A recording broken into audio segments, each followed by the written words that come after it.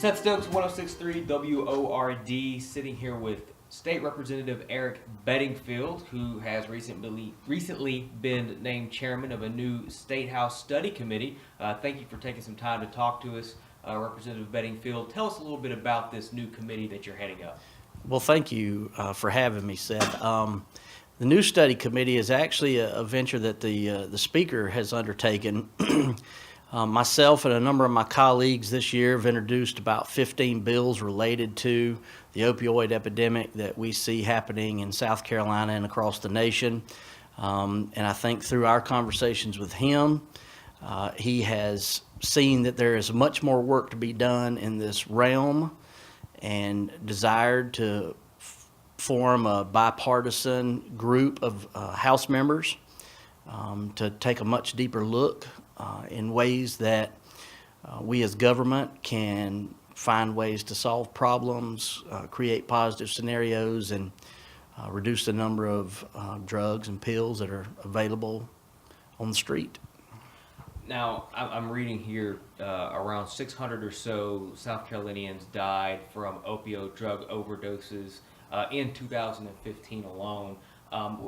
How has this number risen over the last few years? And is it a large incline, or is it kind of a smaller incline? And why do you think that is? Well, it's a fairly significant increase. My memory serves me correctly. There were 570 something deaths in 2014, a little over 500 in 2014, and it progressively goes down as these different types of street-level narcotics, not all, I mean, some of them are prescription pills that make their way to the street, but you also have street-level narcotics such as heroin on the street. And now we're starting to see a lot of designer opioids make their ways to the street, such as fentanyl, carfentanil, and, pink is a street-level drug name for some of this stuff. Making its way into South Carolina and into Greenville County and other counties in South Carolina. And as availability goes up, deaths go up. What, in your opinion, can be done to kind of curtail this a bit? Well, I think South Carolina has got to take a holistic approach to solving this problem. It's unfortunate that you can't look at one thing or one place or one piece of society and say this is affecting them. The opioid epidemic that we are seeing in South Carolina and around the nation does not know socioeconomic class, race, religion. It doesn't care. It's killing people from all classes and walks of life. And unfortunately, without a holistic approach, and by holistic I mean from education, teaching our children and what abuse is and what opioid abuse can do to them, teaching our doctors, our nurse practitioners before they ever become licensed to prescribe, what to look for, what to watch for in their patients when it comes to abuse of opioids, all the way to the law enforcement side of things.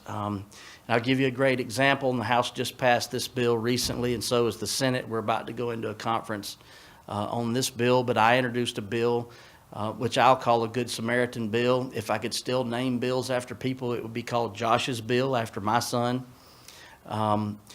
Josh told me a few stories during his sobriety about being different places in the Upstate and using with other addicts, and maybe one addict uses ahead of the rest of the group and that person falls unconscious.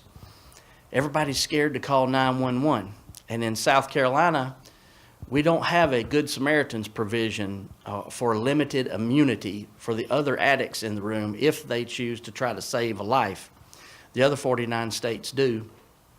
So I introduced that legislation this year and hope to get it to pass. And all it would say is, look, if you're in a bad way, if you're a group of addicts are together and one of you uses too much or uses ahead of the rest of you and it's bad dope, please dial 911, seek help for that individual, attempt CPR, do what you have to do to save that life.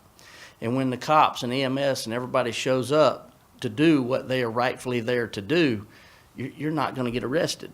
we're not going to come in trying to bust you for having paraphernalia and all this other stuff. We want to be able to talk to them. We want our law enforcement officers to be able to communicate with them, learn something about them. Most of these people are good people who have a problem, and we need to try to help them through their issues. So as you can see, it's a very wide range of legislation that we have to deal with. We also have to deal with prescriptions. We need to deal with how doctors prescribe. Not that I want to be a doctor. I'm not a doctor, so and I understand that they know better than I do about prescribing, but we're in a new generation. The generation of doctors that we have, the older doctors who are here today, they learned about opioids. It was a miracle drug for stopping pain. But we've gotten to a place in time where even today's doctors who are in training and coming out into the workforce are recognizing that we can't just prescribe these pills willy-nilly. We have to pay close attention to what we're doing. We've introduced some bills related to mandatory prescription monitoring programs. We had a volunteer program in this state. We're seeking to make that program mandatory. That'll slow down on the doctor shopping that's done across the United States and in this state. It's just a lot of directions for us to go in, Seth. Right now, where does South Carolina compare to the other states? I don't know that I have a great answer for you on that question. Last time I looked at statistics, we probably fell somewhere in the 20s, mid-20s, I would say, with a problem. There are states who have much worse problems than we do. And in all honesty, typically those states are poorer states like West Virginia and places like that. But that doesn't, I don't care where we fall on a list when it comes to this problem. If we're losing 600 people a year to overdose and addiction, we have a problem we got to solve. Obviously, the goal is to eliminate the problem completely.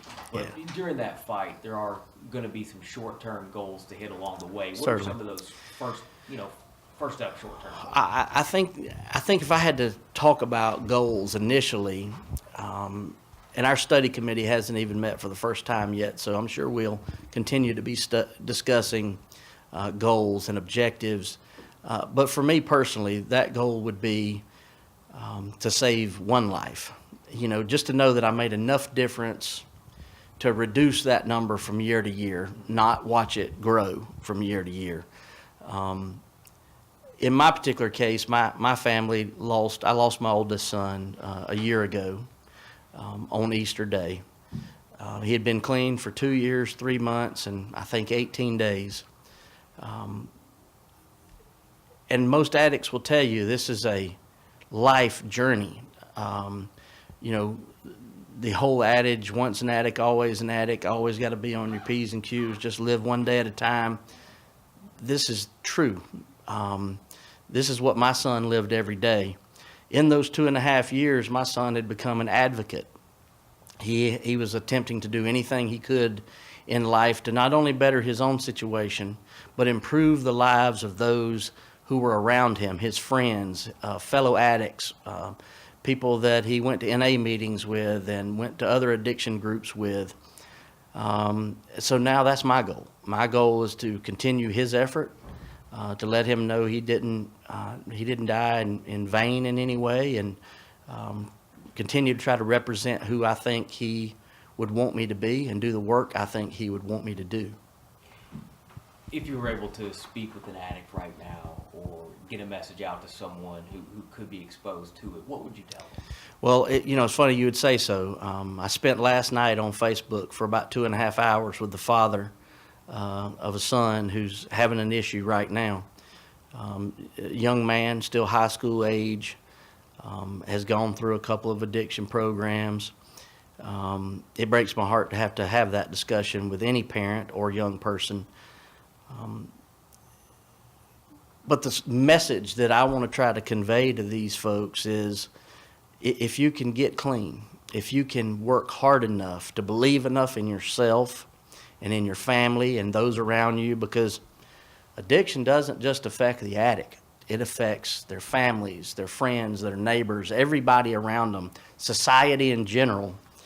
My message to the addict and to that father last night was, let's see if we can find you a course of action that will get the young man clean, and let's get him involved in his sobriety to the point to where he wants to be an example to others, where he wants to help other people, or she for that matter.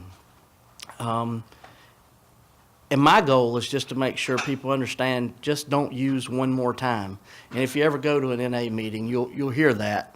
Meeting will start going around the room. Hi, I'm Josh, I'm an addict. For me, it was, hi, I'm Eric, I'm a supporter. And by the end of the meeting, they're reading from their own literature, and it's telling them, don't be the addict that uses one more time. Because one more time could be like my son and be their last time. And I just don't want to see families have to suffer through that. Thank you so much. Thank you. Thank you very much.